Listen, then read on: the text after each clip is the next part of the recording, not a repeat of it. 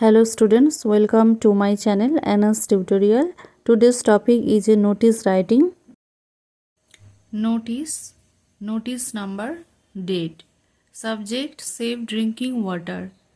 All the students of our school are hereby informed that our school has decided to keep drinking water safe.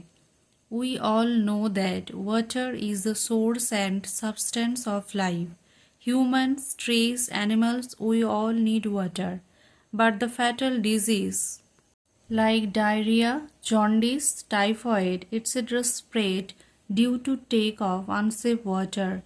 Heavy industrialization, use of water in cultivation, decrease of water level, drought, etc. are the main reason behind the problem. UNICEF has undertaken many projects to ensure safe drinking water for all. Nowadays, we face the challenges of water scarcity in many parts of our country.